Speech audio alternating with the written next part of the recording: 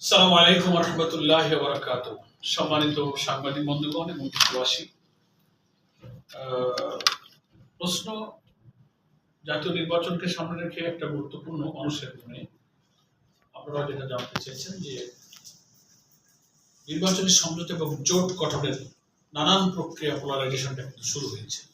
এটা খুবই স্বাভাবিক যে জাতীয় নির্বাচন যত নিকটে আসতে থাকে তত রাজনৈতিক দলগুলোর মধ্যে একটা নিরূপকরণ, একটা পোলারাইজেশন হতে থাকে। কে কোন দলের সাথে জোট করবে, সমঝোতা করবে, আন্ডারস্ট্যান্ডিং করবে, এই প্রক্রিয়াটা কিন্তু এখন অলরেডি পর্দার আড়ালে বিদ্যমান, যেটা মানে মিডিয়াতে গণমাধ্যমে আসছে, কারো কারো কাছে দৃশ্যমান হয়ে উঠছে।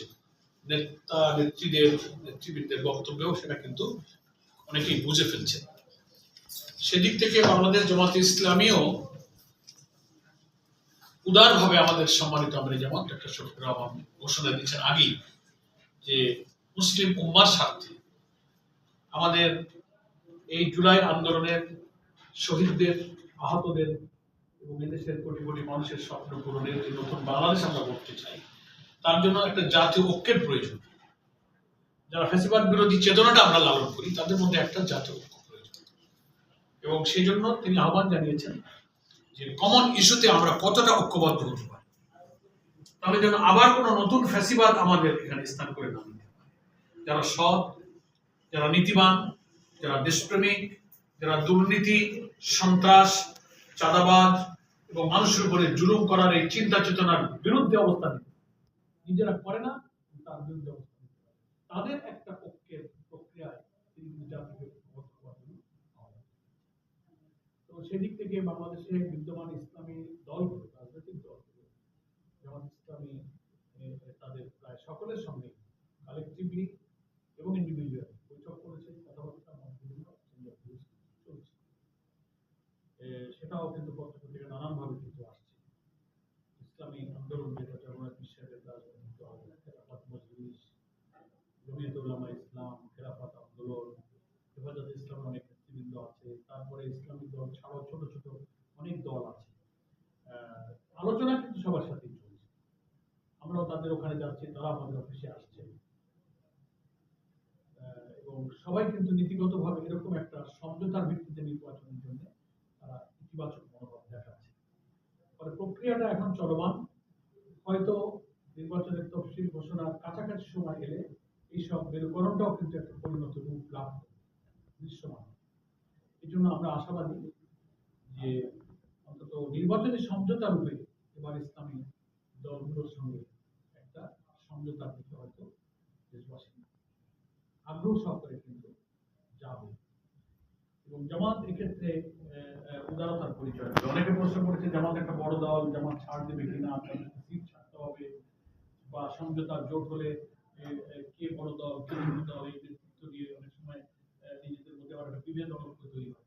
আমাদের সম্মানিত আমির জামাত বলেছেন যে না, উম্মার বৃহত্তর ঐক্যের প্রয়োজন। উনি বলেছেন আমাদের তো 300 আসনে আমরা প্রার্থী প্রস্তুত করেছি, তো জোট আর সমঝোতা করতে গেলে তো সিট ছাড়তে হবে।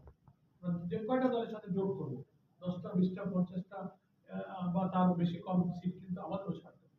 ফলে সেই সময় আমাদের 300 আসন এখন প্রস্তুত থাকলেও যখন জোট হয়ে যাবে তখন কিন্তু আমাদের অনেক আসন কিন্তু ছেড়ে দিতে হবে, এবং সব দলকেই ছাড়তে হবে। তারাও ছাড়বেন, আমরাও ছাড়ব।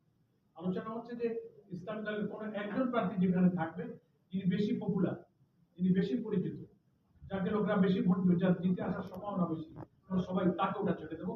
সেখানে অন্য কোনো ইসলাম দলের প্রার্থী, অন্য দল থাকলে সেখানে জামাত থাকবে না, জামাত থাকলে অন্য দল থাকবে না। এটাকে আমরা বলছি একটা নির্বাচনী সমঝোতা, অর্থাৎ একটা প্রতীকে আমরা বলছি।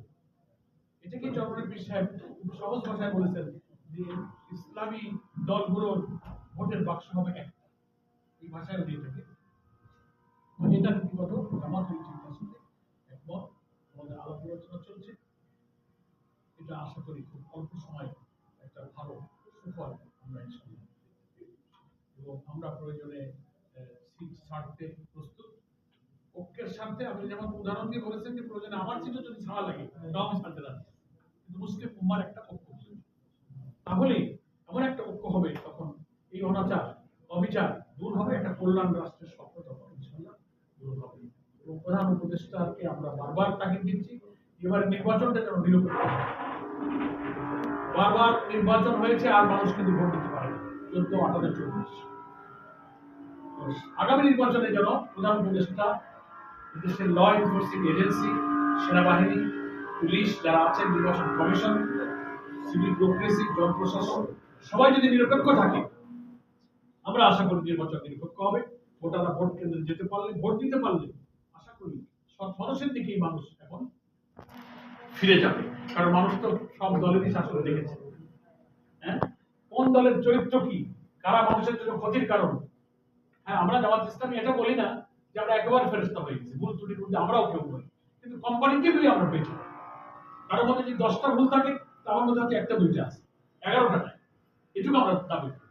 সেজন্য অপেক্ষাকৃত উত্তম মানুষ, কম ত্রুটিপূর্ণ মানুষ, একেবারে ত্রুটিমুক্ত আমরা কেউ নই, কিন্তু এগুলো বিবেচনা করে ভোটাররা যদি ভোট দেয়, তো বাংলাদেশ একটা মানবিক, একটা সমৃদ্ধ, একটা বৈষম্যহীন, একটা কল্যাণ রাষ্ট্রের দিকে ইনশাআল্লাহ জাতীয় নির্বাচনে যাবে।